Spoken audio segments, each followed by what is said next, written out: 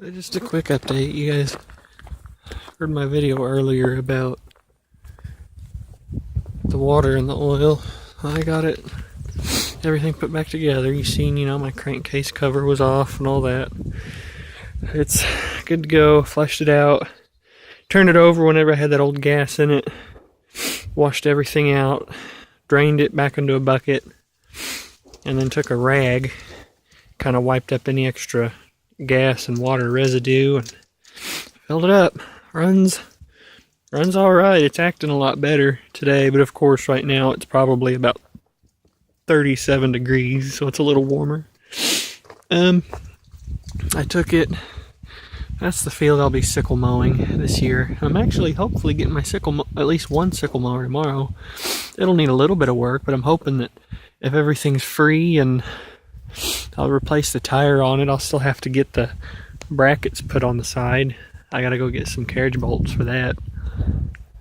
Hopefully start sickle mowing. But I went over there and there was a couple, shrubs and a couple thicker things that sickle mower wasn't gonna be able to get. So I went and just ran over them with my tires, knocked them over, hopped off, threw them into a brush pile, all that good stuff. Here is, just got this put on. It's a little bent out of shape, but they make, new PTO shields. I just liked it because it kind of fits the tractor right now. It's still in its work clothes for sure. But I just got that put on. It's on there pretty good. I couldn't get it perfect because I couldn't get the tools on there great, but at least the flipper guard isn't sitting on the PTO anymore, so I can actually operate that now. So everything seems to be okay. Checked my oil after running it. I ran it for probably an hour, and it's got good clean oil. It's not coming out cloudy or anything like that. So I think I'm good to go. I'm actually thinking I should have taken a video while I was down there to show you the garage I'm thinking about keeping this in. I had permission from her neighbor who lived, well, that's technically her neighbor's field, but my mother-in-law kind of takes care of her because she's older. And her neighbor said I was more than welcome to use an old garage that they had over there. They got two houses on the property. One was her son's that he no longer lives in, and he's got a garage. Pretty good size.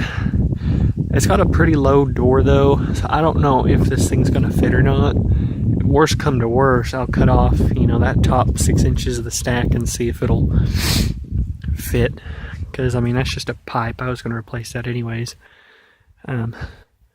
Because upon further investigation, I remembered that I don't have a gasket underneath my crankcase cover. I just had, just like the previous owner, blue RTV sealant. And, I pulled all that up whenever I took it off. So it needs better cover. So anyways, that's my update. Let's check my coolant level here. I kept those shutters just barely cracked open. See there? It seems to be, I don't know if you can see it or not. Seems to be at the right level. So maybe it's just my imagination that it's leaking, because it's not leaking from the hoses anymore.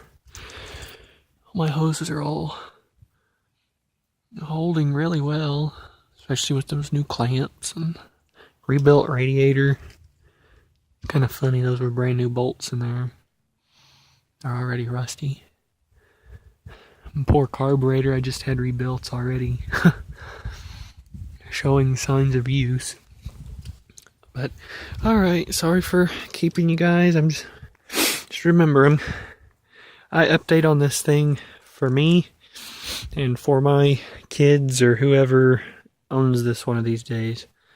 So they can see what's been done to it and I can keep track of it and all that. So, anyways, thank you.